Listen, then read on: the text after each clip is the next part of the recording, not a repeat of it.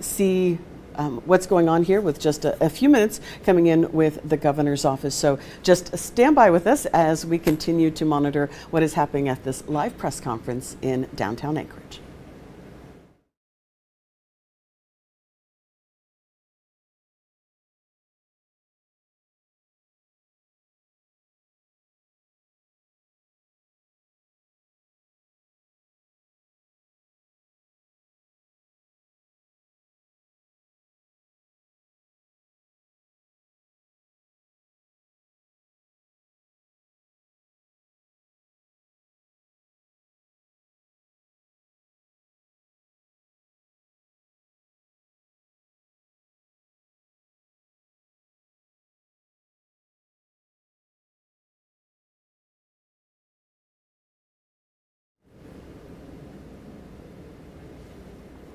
So again, if you are just joining us, we are waiting for a live press conference coming from downtown Anchorage. This is the governor's office in Anchorage, and we're just getting ready to begin here, hopefully in a few minutes. It was expected to begin at 10:30.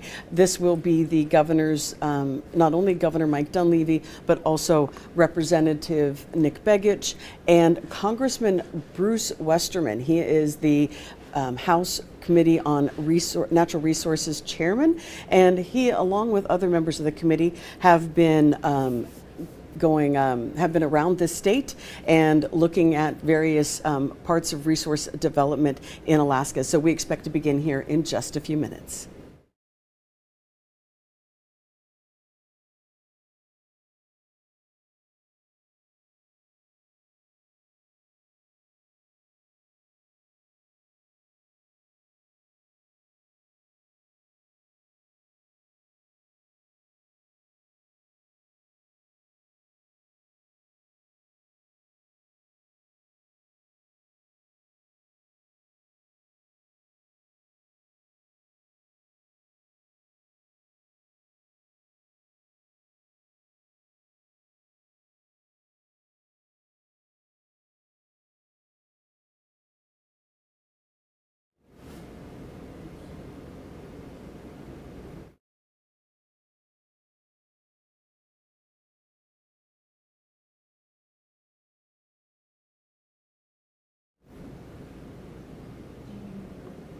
So we are monitoring the room in downtown Anchorage as we get ready to go live here in just a few moments. We'll just continue to wait for the press conference to begin.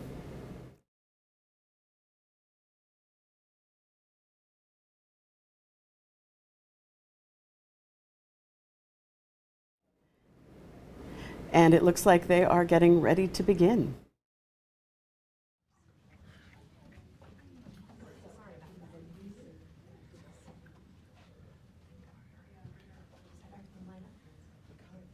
Once again, this is Governor Mike Dunleavy hosting a press conference in downtown Anchorage with Representative Nick Begich and Representative Bruce Westerman from Arkansas.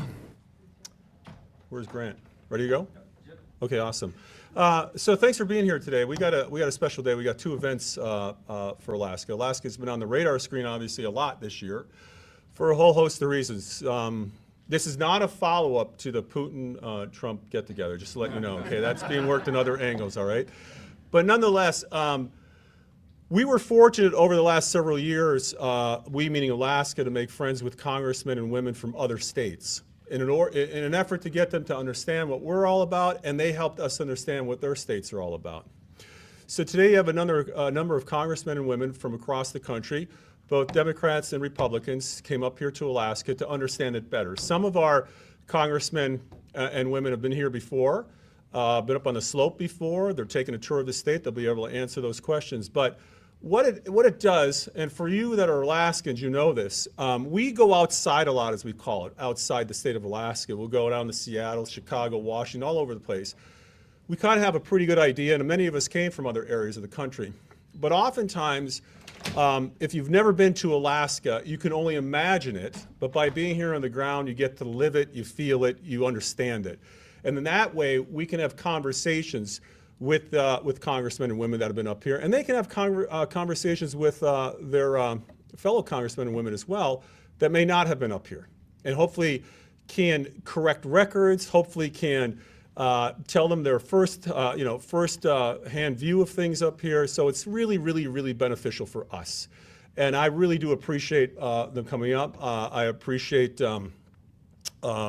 Nick coming back home, as I say, as our congressman to help with this. But I think like any educational experience, I believe that they're going to leave here knowing some things they may not have known before, dispelling some myths that they may have encountered before, but nonetheless, they're going to become somewhat, in their own way, a little experts on Alaska because they're here on the ground.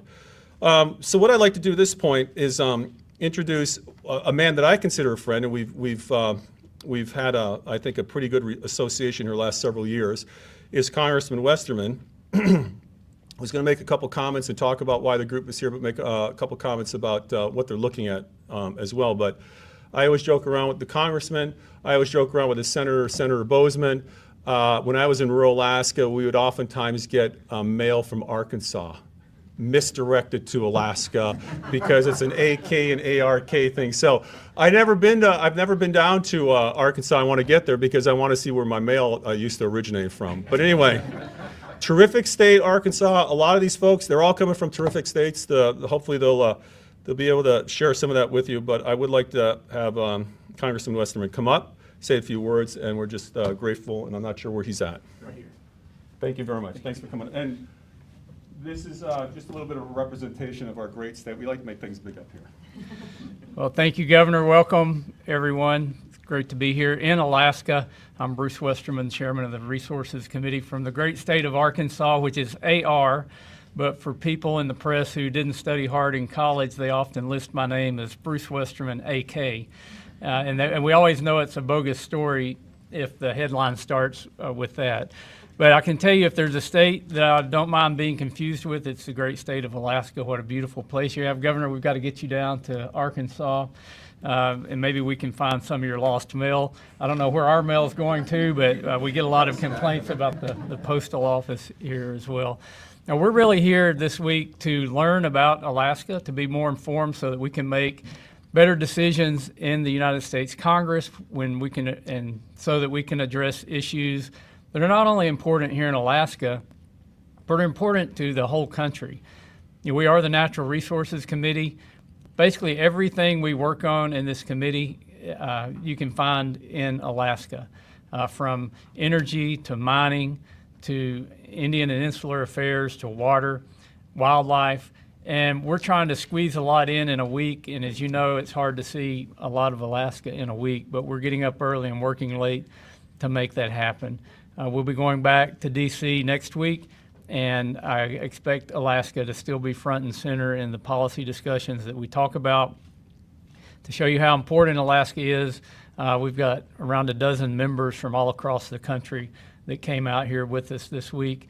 And again, thank you for the hospitality. It's great to be here. I want to turn it over to somebody that you all know that doesn't need an introduction, who made it possible to line up an amazing week. Your congressman, the one and only congressman for the whole state of Alaska, Nick Begich. Thank you. Thank you, Chairman Westerman, and thank you to my colleagues for making the trip to Alaska. You know, I like to tell folks, Alaska's not a hard sell, right? And people are very curious about our state. They're absolutely thrilled with the natural beauty of our state. And one of the things that we've tried to highlight here this week is how Alaskans care for the environment while we develop our resources responsibly. And we've certainly had an opportunity to see that down in Juneau at the Greens Creek mine, yesterday on the Kenai Peninsula at Swanson River, where we've been developing oil and gas for about 70 years inside of what is today a National Wildlife Refuge. So this is a bipartisan trip, and I really want to emphasize that. You know, we want to make sure that Alaska is developing and developing responsibly, but we need to do that in a way where we bring everyone along. And so to my Democrat colleagues, thank you for joining us on this trip to learn about Alaska, and to my Republican colleagues, thank you. For those of you who are here for the first time, I hope you're enjoying your experience. And for those who are back, there's a reason they're back. Because Alaska is a great place to be, it's a great place to visit, and from my perspective, a great place to live. But I appreciate the opportunity to speak with you, and I appreciate the opportunity to feature my state. Thank you, Chairman Westerman, for prioritizing Alaska and always being a friend to our great state. As folks know and understand well in Alaska, we only have one House representative out of 435. And so it's very helpful when others understand the unique opportunities and challenges that we face in Alaska. And thank you to my friends for being here, and I will turn this back over to the governor. We look at the run show here. So Grant, we're going to have some questions. What I asked the reporters, especially local reporters, if you have questions that are not specific to the congressmen and women here and specific to what we're going to do right after that, I'd be more than happy to answer those questions if they're state-related only at the end of the session, but I will answer those questions. So go ahead. All right, we're going to start here in the room first with Iris Samuels, the Anchorage Daily News. Thank you, and I have a question for Congressman Begich. I am curious first if you can talk a little bit about how, if at all, provisions in the One Big Beautiful Bill figured into this CODEL and the conversations that you're having here in Alaska right now. And then also, you've spoken very enthusiastically about that bill. You're clearly a big fan of it. So I'm kind of hoping you can talk a little bit about why it is that you haven't held kind of open to the public meetings where people can share their concerns about that bill and you can respond to those and share why it is that you're such a big fan of it. Yeah, I appreciate the question. The One Big Beautiful Bill Act, as many folks are learning, has a number of really important provisions in it for Alaska. We're the House Natural Resources Committee, and so within the jurisdiction of this specific committee, there's mandated lease sales. In fact, a significant amount of lease sales in NPRA, ANWR, and the Cook Inlet. And as Alaskans understand, particularly those Alaskans that live in South Central, we have a major looming natural gas shortage. And so making sure that there was federal lands available for lease to help alleviate some of that shortage, and making sure that we have a continued economic base. You know, oil and gas has been the driver for state revenue for so long in our state, and we want to make sure that continues. And so that's a big part of the One Big Beautiful Bill Act. Of course, many longtime Alaskans know that we had a promise made to Alaska at statehood that we would receive an outsized share of our natural wealth coming from oil and gas revenues. And for the first time since the development of the Trans-Alaska Pipeline, we have increased that share of federal revenues coming to the state of Alaska. So we went from a 50-50 split with the federal government to, with these new leases, a 70-30 split. And we've been very busy in D.C. We've had a very busy calendar. It's great to be back in the state. We have held town halls. We've held town halls in Fairbanks. We've held town halls in Anchorage. Some of these town halls are specific to specific groups, so we'll be focusing on veterans, on natural resources, and on other issues. And we'll continue to talk about this message of just how good the One Big Beautiful Bill Act is for the people of Alaska. We're very interested in hearing from you, and I was actually out at the fair while I was back here in state just taking questions from folks. Constructive criticism, praise, we're welcome to receive both, and we look forward to hearing from you. Thanks. Next we have Will Courtney with Alaska's News Source. Yeah, good morning. I have a question for Congressman Westerman. You mentioned that Alaska is going to be front and centered in policy discussions in D.C. when you come back into session. What are going to be what's going to be front and centered, and does that include the LNG pipeline? Thanks, Will. Great question. Again, we're the Natural Resources Committee, and Alaska is a huge component of America's natural resources. If you look at our increased demand for energy, Alaska has a lot of energy. If you look at our increased need to produce American rare earth elements and critical minerals, Alaska has pretty much all of those. We're dependent on countries like China, that's no secret, for our rare earths and critical minerals, which creates not only an economic problem, but a national security problem. So that's why I say Alaska is going to be front and center. We also, we spent some time yesterday in Kenai looking at some of the projects that were done under the Great American Outdoors Act. That's another focus that the committee is going to have when we get back to Washington. And the parks, the Forest Service, and Fish and Wildlife all benefit from what we can do in the Great American Outdoors Act. So we could talk a long time about how Alaska relates to the work of the Natural Resources Committee and its Congress as a whole. All right, next we have Liz Ruskin with Alaska Public Media. My question is for Congressman Begich also. I wanted to ask you about the Central Yukon Resource Management Plan. I gather you're about to repeal it or vote to repeal it. Is that about advancing the Ambler Road or something? You know, that Central Yukon Resource Management Plan was put forward by the previous administration. It locked up a lot of resources for the region. This is one of the most impoverished regions of the state. Ambler's a part of that, but I think there's a lot of other potential out there. And we heard from regional stakeholders, including Alaska Native corporations, who own significant lands and have significant interests because, of course, they represent villages in the region. And based on that stakeholder feedback that we received, there was a clearly identified need to repeal that rule, and that's something that we'll be working on when we return to D.C. Our next we go to the teleconference with James Brooks with the Alaska Beacon. Hello and good morning. I talked with a few of you at the Juneau Airport on Monday and wanted to ask you again about logging, since there's some new news out of the Department of Agriculture this morning that they're going ahead with plans to repeal the 2001 roadless rule. I know a lot of you have experience with that and was hoping to get your thoughts on it, especially from Representatives Hoyle and the gentleman I talked with from Arizona and Utah as well. Utah, Arizona. Well, I'll take it. I'm Paul Gosar from Arizona. You know, the roadless rule has really handicapped us in a number of areas. We witness it now in the loss of the North Rim Lodge and the big fire that is going on right now. When you restrict that, then you restrict the ability to look at a resource and harness it. Instead, we're victims of those aspects. So we need to be able to do that. And you know why we're here in Alaska? They show us that you can do both. You can be positive about both of those, having it at the same time. You know, I don't think anybody can say that it's a win-win situation when you look at the scorched earth. Remember that the temperatures exceed what is normal, and you get this in a very high combustible energy that actually desecrates. It actually takes some of the ground and scorches it where it'll never grow another thing for 50 years. That's not an asset. So we have to look at this roadless rule, make sure that there's opportunities, and we can have our cake and eat it too. Thank you.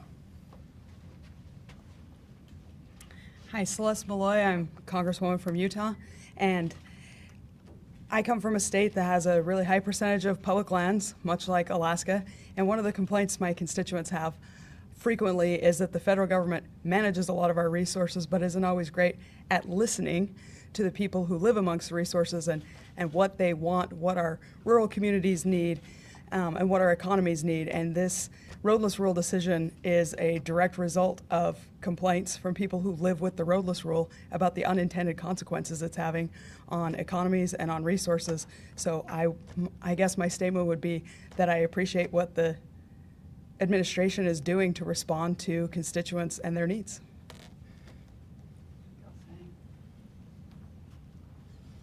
So, Val Hoyle, I represent the central and south coast of Oregon, and I will say that my district is where the heart of the timber wars started, where people in Eugene used the Endangered Species Act to stop logging that would have taken all of our old growth. And I do think we need a balanced approach, especially in the face of climate change. I'm here, and we've got some significant fires back home, and due to the hotter and drier climates, due to climate change, we lost nearly 1 million acres last year just in our state. In terms of the roadless rule, what I would say is that I don't think an approach of all or nothing is how we should be approaching managing our forests. I know that during the negotiations for the big beautiful bill, we nearly had a provision that would have allowed for privatizing our public lands. Half of my district are federal lands, And the fact of the matter is, those are our lands, and I want to make sure that we manage them well, that we have the staff to manage them well. And again, I personally would like to see a more nuanced approach as opposed to going one way or the other. We have to protect our federal lands. We have to make sure that the public has access to our public lands, and we have to make sure that we aren't just wholesale taking out the protections that we worked really, really hard for, because we owe it to the people of this country to protect those lands that truly are theirs. Next, we have Mark Sabatini with the Juneau Independent. Hi, my question is for the Democratic members of the delegation. You're outnumbered on the trip and back in D.C. So given that, what are your objectives for this trip, and what do you hope to achieve with whatever you do get done on this trip once you go back to D.C. and take up some of this agenda? Good morning. Sarah Elfreth, representing Maryland's 3rd Congressional District. First, I want to extend a warm thanks to my colleague and friend, Congressman Nick Begich, for organizing and inviting us here. Of course, our chair, Westerman, who always seeks to work with the minority party, the Democratic Party, in all things on the committee. I'm 8 months in Congress, and so I don't know what I don't know. This was primarily for me an opportunity to come up, listen, learn, experience everything Alaska has to offer. We've asked, really tough questions, and we're going to continue to do that over the course of this week. But again, as it's been said from folks representing both parties, this is a question of balance. How do we protect our natural resources for generations to come, while at the same time balancing the needs of the economy and the needs of Nick's constituents when it comes to things like energy security and affordability? So achieving that balance, making sure that we are as centered as we possibly can be in the policy that we are discussing, and the similarities too between our various states. I represent, along with Congressman Whitman, the Chesapeake Bay, and so a lot of similarities in terms of fisheries, in terms of water quality challenges across bi-coastal across the states. Where can we learn from each other and work together and bring all that back to Washington? That's my priority this week. Just briefly. So again, Val Hoyle. I represent the central and south coast of Oregon, and we have so much in common as Pacific Northwesterners with Alaska, whether it's our commercial fishing industry, with timber, with strong, environmental protections. But fundamentally, I come from a district where you cannot get elected by just Democrats or just Republicans. 42% of my voters are not Democrats or Republicans. I personally think if we had more districts like mine, like those of Congressman Begich, we would do better in Washington. But the job of an activist, they can focus on one issue. Their job is to push people in government further than they think that we can go. My job is to represent the constituents of my district, from the Trump plus 36 part of my district where they're worried about rural health care and jobs, to the, Kamala plus 30 part of my district, right, where they want to see me fighting every single day in a way that I feel is performative. I have to show up and govern. And that means working with my colleagues and talking to them about what's important in my district and finding the commonalities. And there are so many. So being on this trip, it is, one, getting to know my colleagues, B, building up the kind of relationships that even in what I feel is a toxic relationship in DC because of hyperpartisanship, on this committee, we find ways to work together on things that matter. Again, on Native and tribal issues, so critical. On timber issues, so critical. And on environmental protections. So if we don't show up, then our voices aren't heard, and then I'm not doing the job that I was paid to do. I don't know any one of my constituents that gets paid for a job and then doesn't show up to do the work. So that's what we're doing, and I am very grateful to the governor, to Congressman Begich for this opportunity. It truly has been a great learning experience. And again, those relationships are what's going to save this country and allow us to move forward in a way that the American people expect. Last question for this portion is Becky Bohr with the Associated Press. Thanks. The question perhaps for the governor and Representative Begich. In the Big Beautiful Bill, among the lease sales are additional lease sales for ANWR. As you know, there weren't any major oil companies that bid in the first sale under the first Trump administration, and I know the state was critical of the parameters of the second. I'm curious what both of you think in terms of what might be different, what level of interest there is among industry in the refuge, and why there's a continued focus on trying to open up that area for development.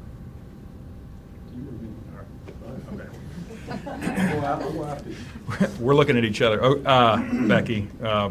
But I think under the previous administration, while the lease sale was, the first lease sale was held, the second lease sale was canceled, was not successful because there were so many provisions and restrictions put on those leases. And when you attach a number of obstacles to development to a lease sale, you're asking the bidder to commit to an overly restrictive and actually in some cases impossible operating environment. And so, of course, someone who's looking at a resource saying, hey, this has great potential, but I'll never be able to develop these resources under these provisions, is not going to put forward a bid. And so what we've done in the One Big Beautiful Bill Act with respect to ANWR leasing provisions removes some of those restrictions. Obviously, we have a more favorable environment politically for moving those lease sales forward. I expect that we're going to see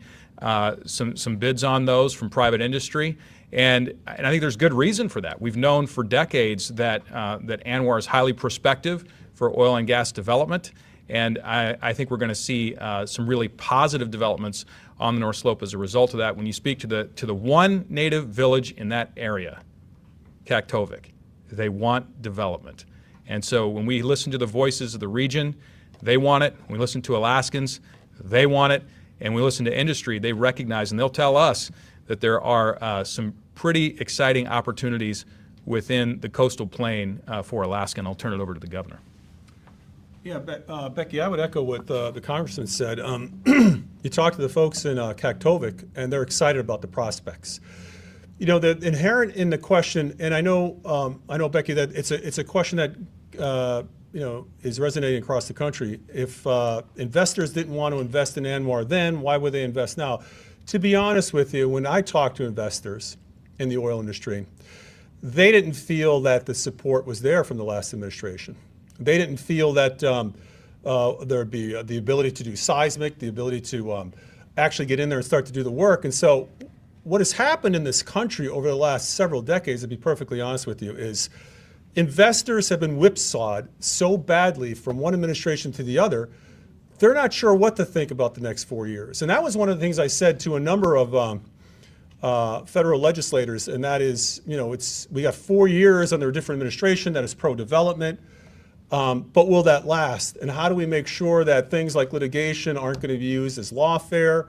How do we know that the permitting process won't be used to drag things out? It takes 27 years sometimes in America to get a mine from initial discovery to actually producing. That's crazy. The Trans-Alaska Oil Pipeline was built in 2 years. 2 years. And so the best way to answer that is, if you're an investor and you're contingent, you're dependent upon a federal government to be benevolent and let that investment go through, and it's going to take many, many years for that to happen, and you don't think it might, because what was happening at that same time, Becky, although the Biden administration supported our gas pipeline, and I'm grateful for that, at the same time they were putting the kibosh on exports of gas out of the country. So it's uncertainty that caused that. If the investors think that there's certainty that their investment will be allowed to take root and grow, I think you'll see more of it. But we'll find out. When these lease sales go out, we'll find out what investors are thinking. But I don't think the question is whether there's oil or gas there. I think most people believe there's oil and gas. We don't know what quantities at this point. But it's really about investor confidence in what the federal government is going to do, because it's on federal land. And Governor, we'll turn it back to you and the Permitting Council. So before we go to the Permitting Council, I want to recognize our Lieutenant Governor, Nancy Dahlstrom, that's standing here quietly. Thank you, Nancy. And I want to thank everyone behind me. I think there were some key statements made by both folks on both sides of the aisle. We have a tremendous opportunity in this country to develop resources the right way. We are an energy resource giant like no other. And I think we're going to get there by talking to each other across the aisle and being able to listen and have those conversations that talk about permitting, that talk about regulation, that talk about where do you put a resource play, and to make sure that the environmental regulations are there to make sure that America leads in that front across the world. And so I want to thank you all for coming up. And we want you to come up again and bring some more of your friends, only because we feel that we're not really understood in this country and across the world. I find that when I talk to foreign investors in Asia or Europe or the United Arab Emirates. I find that out when I talk to folks down south. They have an idea about Alaska that's generally put together by TV shows, discovery shows, and press, etc. But in the end, coming here, I can guarantee you, because I've talked to some of you that came up here before, you're going to leave here with a different impression. But it'll be one formed by your own experiences as opposed to somebody else telling you what's going on. So with that, I'm going to have Emily come up. This is the second part of our show. So Emily's going to describe exactly what she does and what is happening here. But Emily is working for the Federal Permitting Council that deals with a lot of the permits that we need to do resource development in Alaska. Emily was recently appointed, and she came up during the energy conference. And we had a great conversation. I met Emily several months, I think it was at least several months, maybe a year before that in a different setting. But nonetheless, after appointment, I said, Emily, why don't we get together and put our heads together and come up with a process that is as seamless as possible between your agency and our state government. And we talked about that because there are many permits that have to happen across different agencies, both in the state and at the federal level. And oftentimes what happens is there's disconnects, there are delayed conversations that need to happen. The Trump administration saw this in their first term. They wanted to rectify this in the second term. So they put together this outfit that Emily will talk about. But the long story short is we had a great conversation. It was sort of a challenge to Emily, but it was one that she was eager to take up.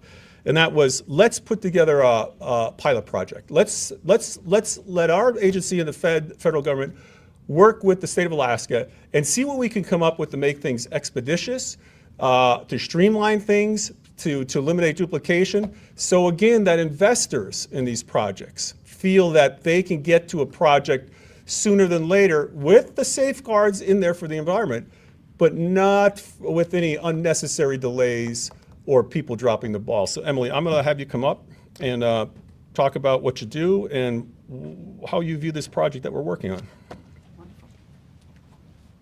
Thank you, sir. It's great to be here today and excited. You know, I was appointed by the president 3 months ago to run the Federal Permitting Council. This is my second trip to Alaska in those 3 months, and I hope that shows the priority that we're bringing to this partnership with the state. Today, we're going to be signing a first of its kind memorandum of understanding between the Permitting Council and the state of Alaska. Permitting Council is a small agency. We're a small federal agency charged with helping large infrastructure projects get through federal permitting. That tells you a little bit of something about the federal permitting process and how long it takes and how complicated it is, that you need an agency dedicated to help people navigate it. But we recognized that, number one, Alaska, I think, has been neglected by previous administrations, and President Trump really firmly believes that we need to fix that in every way possible. So starting with that conversation with the governor, we developed this concept of having this MOU so that we could partner from the ground up on federal projects. The Permitting Council has a number of projects from Alaska on our dashboard today. We want to triple that number by working with the folks at the permitting offices here in Alaska to identify projects early and often that can benefit from the kind of help the Permitting Council can give them as they get to federal permitting. So often we've really emphasized mining in this time, and so often we see projects that don't anticipate the federal permitting that they need down the line, and that causes delays along the process. We want to help fix that with this MOU. So it'll allow us to partner early to identify projects. It'll allow allow us to provide expertise and value to the state through looking at best practices and technology implementation to help streamline their permitting process. And it allow us to learn from the incredible value that you all bring to the table with your permitting expertise. I've learned going across the state that this is, it's truly the last frontier. It is different than every other state in the union. And we want to lean on your expertise of your resources and the value you bring. So we hope that this will be the first of many agreements with states across the country. So Alaska, once again, we're putting you first. We want to use this opportunity to build and to provide more opportunity to developers in this state. And I'm really excited to work with you going forward. So ready to sign. Grant, we're going to ask questions? We'll do the signing, and then we'll do questions. Okay. Do we want to move this out of the way and move this? This is it? We're nailed here? Yep. If you guys want to come over, if you want to be part of this, that'd be great. But this MOU is a beginning, which I think, as Emily said, and that was our discussion, let's start it here, but let's expand it across the country to all the states that have this opportunity.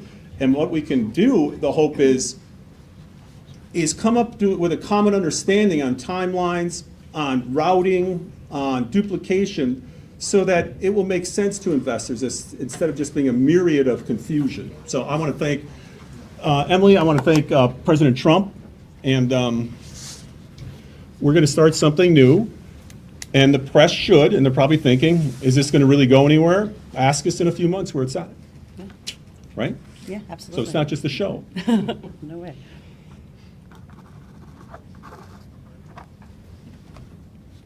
Trade. Yeah, let's trade. Okay, you're gonna leave that out too? I will too. And we'll date it.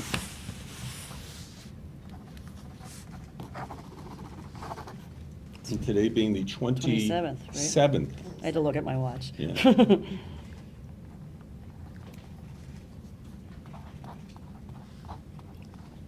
I'll date it for you Did too. you date it for me? I did. It's the first part of our team effort. Yeah, see, there you go. It's seamless, right?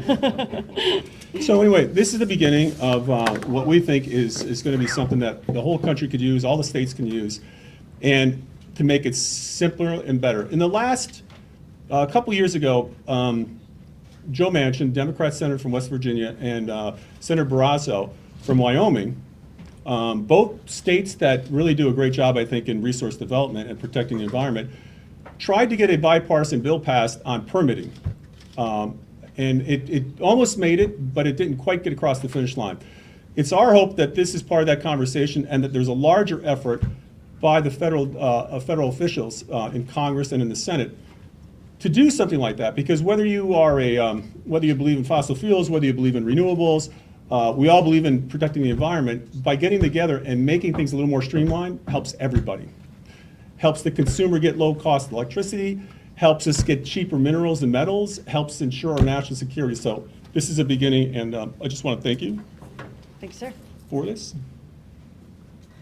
And it's terrific. So we're going to ask questions. They're going to be able to ask questions. If I could get a photo with you, Yeah. don't mind holding that. Yeah. And 1, 2, 3, and one more wide shot for all the rest of you folks. And 1, 2, 3. Beautiful. Thank you so much. Awesome. So leave that there. And Emily, let's go back up here. Yeah. Probably going to ask you questions first.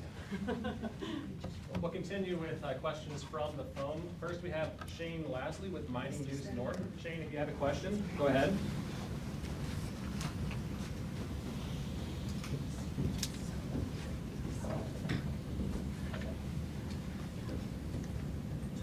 We'll move on to Thomas Katanashi with Washington Free Beacon.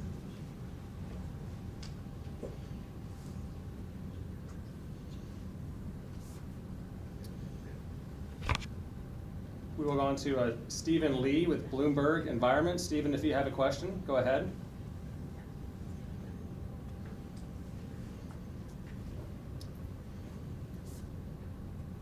We'll move on to James B. Colleagues Great. with I can just tell you more Politico. about it. Must be a perfect bill. Hello, can you hear me? Yes, go ahead. Yes, thank you. James Michaelis, I'm with Politico. Thanks for doing this. I have a question for you, Emily, and also for the governor. On the question of permitting, there have been some efforts by the Interior Department to require more steps in the permitting process for wind and solar projects, reviewed by the Secretary on various steps. And I wanted to get your reaction to that, and whether you have any concerns that'll slow down projects in Alaska. That's something that Senator Murkowski has expressed some concerns about. So I can start with this. I think, I certainly won't question the Department of Interior's efforts. They're going through a rigorous process to make sure that they hit all of the appropriate steps in federal permitting for a range of technologies. Here in Alaska, frankly, we're really focused on the mining projects that the last administration forgot. We went from having one mining project on the federal permitting dashboard to having over 30 or 39 projects now today, some of which are here in Alaska, because we're really emphasizing a sector that the Permitting Council could have served over the last 4 years and did not serve. So I think when we think about this partnership here with Alaska, it's an opportunity to say, okay, where are all of these sectors that have been stuck in the process, and how can we get them moving more quickly with more predictable processes? I think that's true, just as true for renewables as it is for our traditional, our oil and gas sector and our mining sector, and that's part of what we bring to the table with this really transparent process. Yeah, there's. I'll just, I guess, add a little thought on this. I know that there's been discussions about how the money was going to be spent. What was included in that money. I think that was part of the original concern on reviewing the renewables and solar and wind.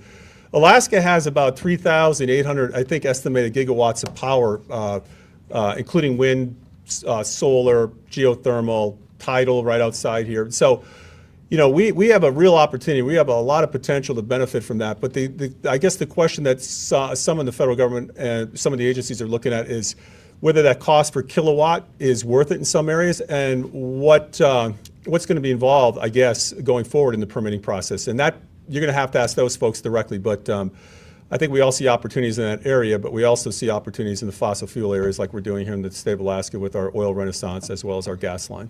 I'll let Mr. Westerman jump in here on the permitting stuff.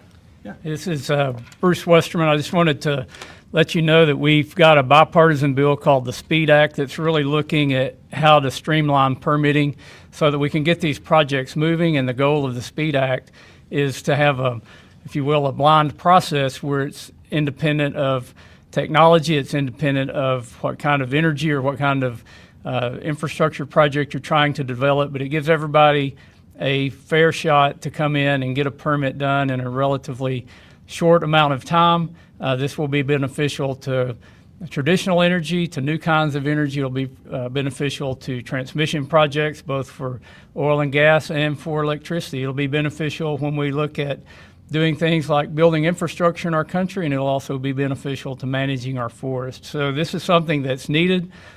We've got a robust environmental law system in our country. It's done a great job of saving endangered species. It's done a great job of cleaning our air and cleaning our water, but we know that we can have great economic development and a healthy, safe, and clean environment as well. And I think that's why we've got bipartisan support, and we'll have that in both the House and the Senate. I worked with Senators Barrasso and Manchin last year, and we couldn't quite get over the finish line, but I think we've got an opportunity to do that this year.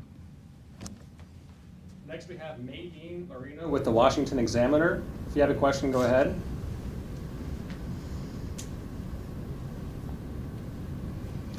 Hi, yeah, this question's probably for Emily. I was just wondering if you could talk a little bit about what practical outcomes do you expect from this agreement in the next year in Alaska?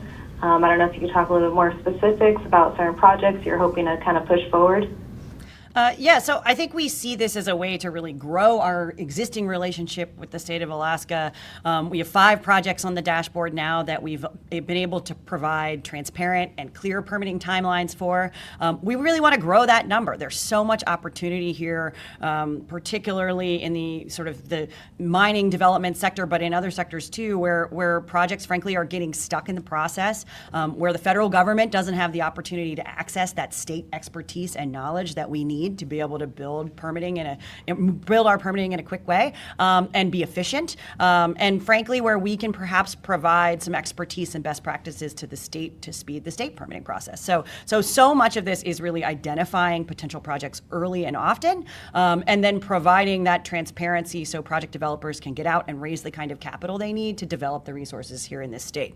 I think it's wonderful to stand here with the members of Congress because I really do think permitting is one of those problems we all have to come to the table to solve. The Trump administration is really leaning in on trying to be efficient and effective in getting federal permits done in the next 3 years. The state is leaning in to take this opportunity to really develop their incredible resources, and Congress is coming to the table to fix the problems that the various executives really can't solve on our own, like the judicial review timelines that make it so hard for us to get projects done. So I really see this as an opportunity to get more projects, that sort of transparency and predictability that you can get through Fast 41, and hopefully to help the state do their job better on the other end. Next we have Henry Lazenby with the Northern Miner. If you have a question, go ahead.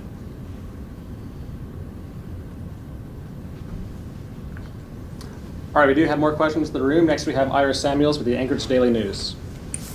Thank you, and I have a question for the governor. I'm wondering if there are specific resource development projects that you can think of in recent history that would have benefited if this MOU had been in place. I think there's a number of mining projects that folks are looking at now that with the execution of this MOA and MOU and then the resulting hard concrete changes, I think you'll see more investment come to the state of Alaska. Compared to British Columbia, they probably have 3 to 4 times as many resource plays in terms of mines than we do.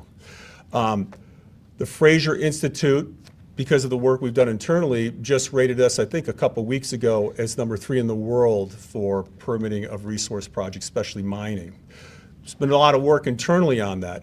But I think through this process, what we're really dealing with is the question that Becky had on ANWR, and that is, every time I talk to an investor, they'll say, it's great, Dunleavy, you guys are working on your internal permitting, and it's great you're working on this, so you're great it's working on that. But what we have to do is get certainty at the federal level as well as the state level that if we're going to commit, if we're going to go to FID or want to even get there, that there's going to be certainty that there's something at the end of that it's not going to be delay. So the hope is that this clears that up so we get more and more investment. And I'll just add, the president is trying to do everything he can to bring investment back to the United States. We see that in all these tariff and trade talks.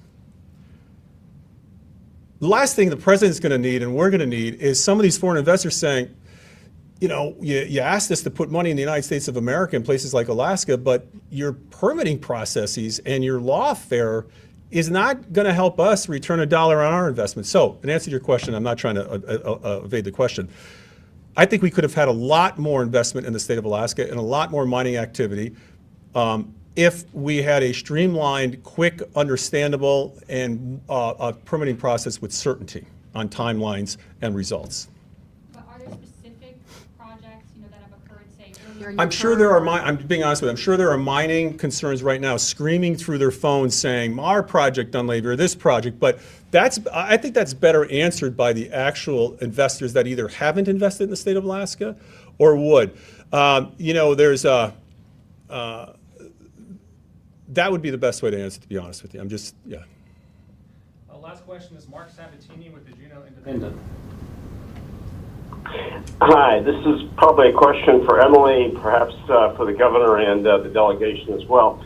I want to put this memorandum in the context of President Trump's Day 1 executive order that essentially stated that any regulations that prevented NACs from utilization of the state's natural resources would be repealed, rescinded, whatever.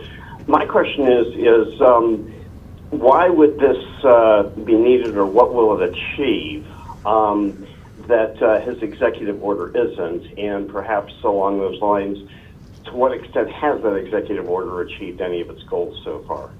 Well, I'll answer and then hand it over to Emily. This is Dunleavy. Anyone that has dealt with a bureaucracy and you're dealing with large numbers of people layered throughout a government, you understand that when a governor or a president or someone at the top makes a declaration that this is what they want to see for policy going forward, that you can't assume that's going to be done at the speed and in the manner that you intended. So what needs to happen are things like this that reiterate that over and over again to folks within the organizations, within the different agencies, to remind folks of the executive order, and then to help streamline some of the processes that are in the executive order. You'll have good people in the bureaucracy say to us, if we change this, or if we change this process, or when we bring this permit that has to have 2 agencies sign off on it, the other agency's a little slow to do this. This just reiterates in stronger terms that this stuff needs to happen quickly and in a certain manner so that we can once again instill confidence in anyone that's investing or even pondering a resource play. So Mark, an executive order by itself is absolutely terrific. It wakes people up. But then now it's the execution through the actual administration that needs to happen. And that's where I feel this MOE is going to help a lot, but I'll let Emily and others talk to that. Yeah, I think the governor hit the nail on the head here. You know, the Permitting Council, again, it exists to help project developers navigate the federal government's complex permitting process. We are here to help project developers get through the process. We often find ourselves, particularly in this iteration of the Trump administration, as the tool to execute on the White House's agenda. So we're here to help projects get through. When we get told, hey, prioritize mining, we go out and find mining projects and make sure they get through federal permitting. When we get told, hey, prioritize Alaska, we come up with new ways to prioritize that relationship and to make sure that we're using our tools to help Alaskan projects. So I really think this is, to the governor's point, it's an extension of that day one executive order to prioritize this relationship, and it's one more way that we can help to streamline the process to get more things built during the Trump administration. That's our goal. We want to permit as many things responsibly as we can during this administration. And this is Nick Begich. You know, Alaska is a giant in the resource space. And you know how you bind a giant? One little thread at a time. And that's what we've dealt with from the federal government, from not just my perspective, from the perspective of industry that has worked so hard for so many years to develop the resources of Alaska responsibly. You know, sometimes we hear that there are many within the federal government down in Washington, D.C., thousands of miles away from Alaska, that are not looking for ways to say yes, they're looking for ways to say no. And all it takes is one person in one cubicle thousands of miles away to stop what is happening in our state, to deny the people of Alaska the wealth of our resources. And when we have a federal government that's coming to the table saying, how do we get to yes? How do we help you develop these resources? That's huge for Alaska. And we should welcome that. We should be excited about that. And I know I am, and I know that the governor is as well. This is Harriet Hageman from the state of Wyoming. I've spent decades dealing with the federal regulatory burden in this country. And one of the things that you find is that these processes are not done simultaneously. So you may have to have a particular document that must be signed by one person in one cubicle, and then that document must go to 7 more desks for approval. You have that both at the state and the federal level. And so when you have the opportunity for the state and the federal agencies to work together so that they can be working on things simultaneously, it can shorten the procedure pretty dramatically. It also makes it so that exactly what those regulatory requirements are that are coming out of Washington, D.C. are at the forefront of the discussion at the state level for these projects as they are moving forward. I've done a speech for years called Regulation Without Representation. The federal regulatory burden in this country is $2.1 trillion every single year, and that's probably a lowball estimate. But part of that has to do with these agencies not being able to work together, and the wall that has been built between the federal and the state regulatory process. When I learned about this morning, I was very excited because I recognized that this might actually be a solution to so many of the problems that my clients, when I was in private practice, had encountered for decades trying to get projects permitted. I think that this is an incredible development. It will not only help Alaska, but it will help states like Wyoming and many other states that are looking for permitting and have to go through both a state and federal process. Yeah, just let me add one more thing to that. Mark, the other thing that's happened is just in the last couple of years, There has been tremendous change, and as a result, there's a lot of flux in the bureaucracies in D.C. What do I mean by that? You had Supreme Court rulings. Somebody help me with the Supreme Court ruling from Utah on the railroad. Then there was Chevron. Then there was Sackett. So what you have are good people in the bureaucracy saying, okay, what do these rulings mean? What does it mean going forward? So it's not like the regulations have been static and understood by everybody and that there's a standard by which people operate. A lot of those regulations, there was a lot of subjectivity attached to it. Now there's got to be clarification because of the Supreme Court ruling and the work that Congress is going to do. So having somebody in there, and Emily could be considered a permitting czar, to cut through things and get the definitions quickly put together, so that again we have investors saying, do we have to wait for clarification from the Supreme Court's rulings? Do we have to wait for this? Do we have to wait for that? This process hopefully cuts through the bureaucracy, cuts through the time, and adds certainty. And Governor, wrap up. Okie dokie.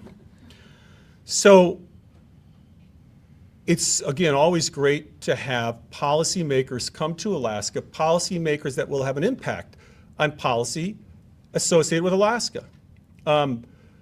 We have all the resources in the world we need right here. We have everything. We have renewable energy. We have fossil fuel energy. We have timber. We have fish. We have some of the most incredible amounts of resource here. We believe we are a solution to the country's problem and the world's problem. Alaska was admitted into the Union under an idea that they would develop their resources. 60% of Alaska's land within our borders is owned by the federal government in various guises. We have state lands, and we have our native corporation lands and some other landowners as well. But to help with America's national security, to help with reducing the cost of energy, maybe even housing through timber, to help with all of these things, you got to have some coherency in your permitting process. There was a time, many, many years ago, that if you wanted to build something, you build it. Here in Alaska, if you want to blow it up, you blew it up. If you want to use a cat on a side of a mountain, you could still see the cat trails. As a matter of fact, I was just four-wheeling on a couple of them here this weekend. Times have changed. We understand that there needs to be more concern given to the environment. But what's happened is some of those environmental safeguards, for some of us, have been distorted into lawfare and a drawn-out permitting process. The result of that is we're offshoring our key industries, we're offshoring our key metals, minerals, rare earths, you name it, and we're at a disadvantage now. It's like we went to sleep, we woke up, and we finally realized that we've put ourselves at a disadvantage. What the administration is trying to do, what a number of the folks here today are trying to do, and what we're trying to do, is kind of add balance, as was said earlier. You got to add balance to this so that we remain a strong country, a country that can provide opportunity for its people, a country that can provide low energy costs for its people, jobs for its people, and make sure that our national security is taken into consideration. We believe in this country, it's not an either-or proposition. Just like in this state, we don't believe it's an either-or proposition. We believe we could do both really well. And I'm hoping that these folks leave here today, or when they are going to leave, and say, I didn't know that. As a former teacher, I always like to ask people, what did you learn today? What was the aha moment? And I hope when they leave and they go back and they talk to their colleagues and their constituents, that they're a little bit more of an expert on Alaska by being here. And you gotta be here to tie together all the things you read and hear. You gotta be here to see it. And so I just am very grateful that they're here. I would invite them up again often. And I wanna thank Emily.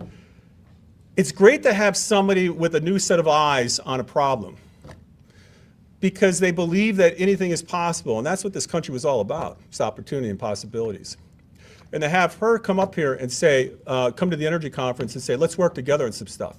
That idea about joint permitting and a joint permitting process is a great idea. I think it honors Alaskans, but I also think it honors the idea that, again, we can always do better.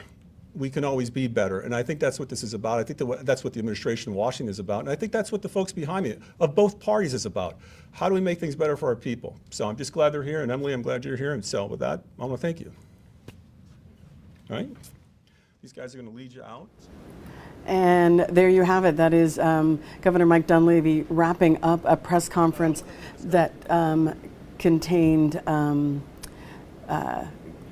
Representative Bruce Westerman. He is the chairman for the House Natural Resources Committee, brought up several members. Nick Begich, of course, on that committee, brought up some of the members to Alaska. And Nick Begich says that Alaska can care for the environment while developing our resources, and also spoke about the big, beautiful bill and how it mandates the lease sales. And it actually says that we have increased the split between the federal government and the state government from a 50-50 split to a 70-30 split. And then what you saw there toward the end, that was, of course, the signing of the Memorandum of Understanding between the state of Alaska and the Federal Permitting Improvement Steering Committee. Emily Domenech, she is the executive director of that committee, and she signed it for, it's a FAST 41 Memorandum of Understanding. And FAST 41 deals with stands for Fixing America's Surface Transportation Act. So some of these are infrastructure bills. So of course we will continue to have more information on this throughout the day, and as we go into our evening newscast, we are going ahead to have a little bit more information coming through. Courtney, if you saw him there, was in the room, so we'll see you again at 4, 5, 6, and 10.